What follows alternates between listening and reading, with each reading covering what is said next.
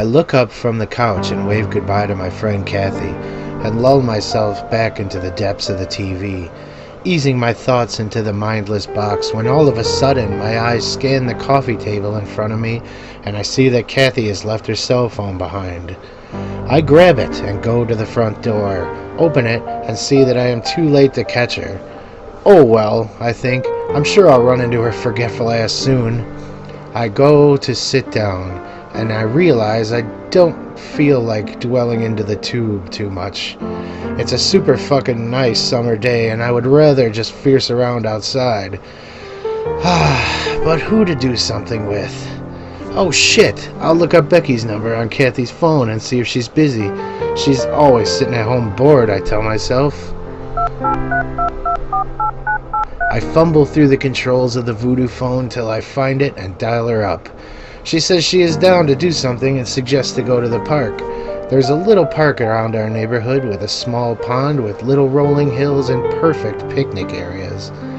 That seems cool to me, since there are many places to get away with smoking a joint or two and maybe smuggle in a few drinks. This is the point in the story where I should tell you about my spotty memory. True, I smoke weed and I drink a fair amount, but even sober sometimes I lose a bit of time. Here or there, something could be happening in that time, or seemingly nothing. I don't know how to explain it, except for it's maybe like a narcolepsy for the brain, I guess. It usually isn't too terrible, maybe a minute or two. The doctors really haven't found a way to pinpoint the problem yet, so yeah, I'll just, we'll refer to it as my spotty memory.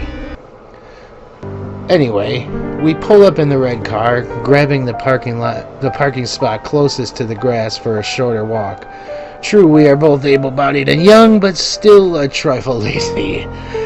There has been known to be a great deal of wildlife around here, including obviously birds, snakes. I even saw a goldfish in the inlet to the river or the pond once. Someone must have let one go there, but there have also been known to be bears roaming around from time to time. We're not really concerned about this in the least. Now here is another part of the story where I reveal my feelings for Becky.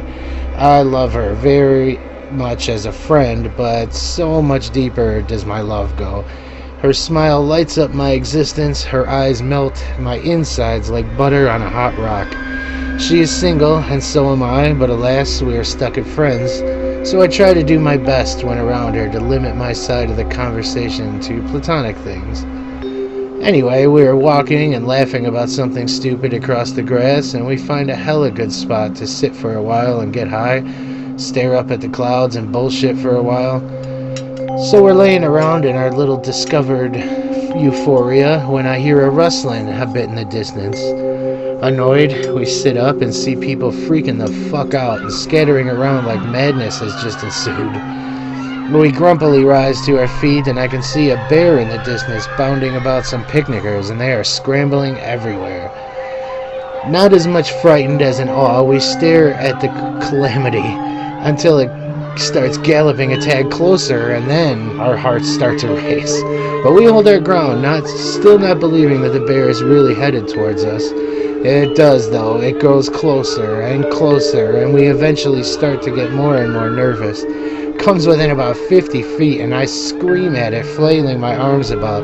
We all know that's not the smartest move, but I need to protect Becky is all I can think, and to my surprise, it darts away into a nearby bush and seems to flee the scene.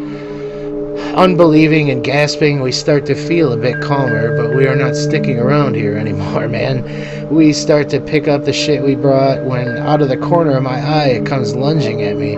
I lose track of time. Becky, my surroundings, and whatever seems like an eternity. It feels like the hug of death is around me. Maybe if I could just at least wrestle with it for a while until it mauls me, Becky can have time to get away, I think blurredly. I start punching at its nose, at its face, wherever I can land a vicious blow that really does no good. Not my love. He will not hurt my love. He is scratching the living shit out of me, and I can feel blood running warm all over my body. He topples me to the ground, and I feel I'm fucking done for.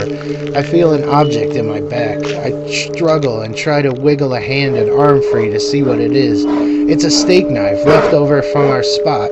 The wooden handle, cheaply made, but all the weapon I need right now. I look into the fucker's eyes and I plunge the knife deep into the left one. It lets out a howl and an oddly human-like scream. It reels backwards and I stay on it, twisting the knife in its eye socket, feeling brains and skull as my resistance. Blood is engulfing me now, warm, trickling on my hands, my face. I twist and twist till the handle breaks off and leaves the blade in the socket. I don't stop, man. I jam my fingers into the socket to further push the blade into the brain. I'm panting, I'm tired, I'm crying and panicked. I fall to the ground next to the carcass. I must have lost a minute or two, because the next thing I know, I'm holding the bear's head in my arms, fountains of red liquid still pouring out.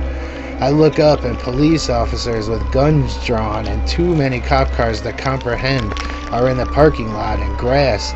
I yelled, "It's all right, I killed it, I saved her." They don't seem interested in what I have to say. Their guns stay drawn, and I can hear the shouting for me to get away from the body. Baffled, I look down, not to see the bear I just wrestled and killed, but Becky, eyes gouged out, bleeding in my arms, slumped over in the sweet embrace of death. I freeze. How the fuck could this be? I start sobbing uncontrollably and hug the body closer. My insides die, rotting instantly, turning to black tar. The next thing I know, I hear gunfire and I slip out of consciousnness forever, holding my sweet, sweet love and friend. My eyes blink with blood instead of tears for the last time. How? At least I'm with you, my angel, my friend. We will be together at last. We'll fly together to heaven or hell in a bloody mess for all to see. Blackness, regret, extreme sorrow, so dizzy. So very, very dizzy.